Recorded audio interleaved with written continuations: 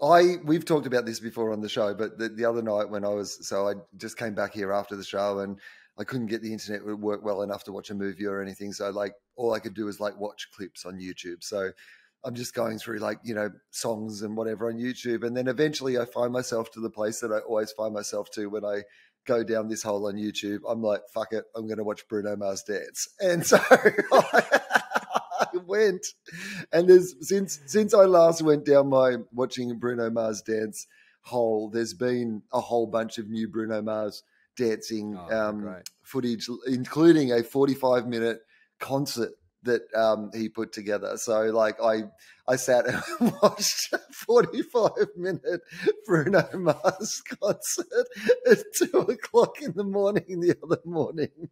And I was just like, this is as safe as I have felt in a very long time. Like in a world that is absolutely terrifying, for this 45 minutes, I understand that I am in the safest entertainer's head. I think he is just, and I mean this, I don't mean he is the most talented person in the world. I don't mean that he is the, the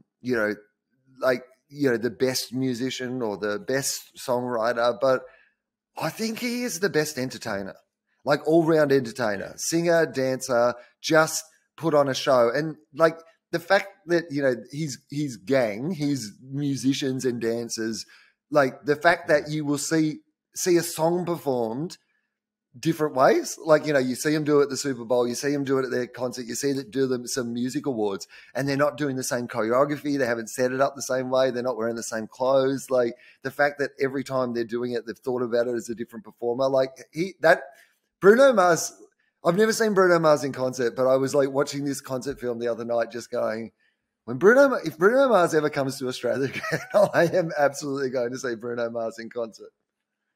I think there's certain artists like that where even if you're not a fan of their music, like Beyonce, I don't really listen to Beyonce's music, but I've seen a bunch of her like concert films and stuff, and she's incredible. And it's really about the spectacle, and the idea of actually, what was I watching?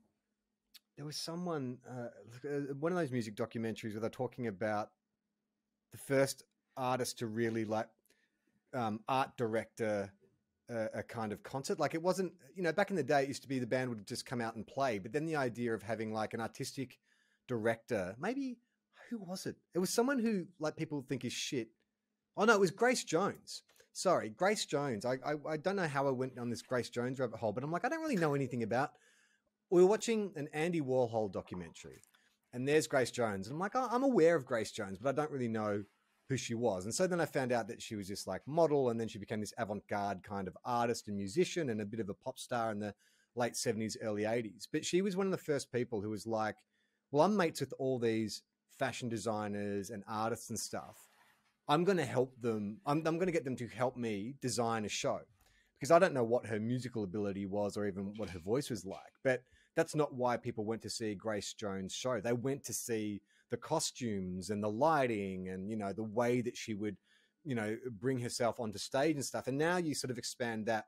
It's been co-opted by pop stars where, Miley Cyrus will get the dude from the Flaming Lips to be the creative director of her show. And so I had friends who would not listen to a Miley Cyrus song to save themselves, but they were going to the Miley Cyrus concert because they were like, it's fucking incredible. Like it's really, the costumes and the props and everything like that. And so I can sort of understand that. But Bruno Mars, I would be quite happy to see like Bruno Mars unplugged. Just like, if he's just going to come out and sing and do a little dance, then I think, that he's kind of the opposite of that. Yeah. I mean, so I watched this 45-minute documentary concert film, that promo film that they'd made. But then I just started going, I'm going to just watch them on every TV show they've done. So there's one that they do on Ellen where they do Uptown Funk on Ellen. And like basically Bruno and his boys are in the front row of the audience, and they've just like got the entire audience to do all the stuff behind them, like do all the call and response stuff. And I'm just like, the fact that they went to all that effort, like they could have come in and just done the song, done their choreography, whatever, but they've clearly, and the charm that man has. So this promo, kind of record launch, film thing, there's interstitials in between where he's going around Harlem giving out free tickets and sort of like meeting characters around Harlem, and then him and his boys will just do these little pop-up stoop concerts and like in a restaurant or in a bar or whatever, and it just like the level of just brutal charm that he has for a tiny little man, like he is just relentlessly charming. To see the full video, join our Patreon. Patreon.com/TOFOP.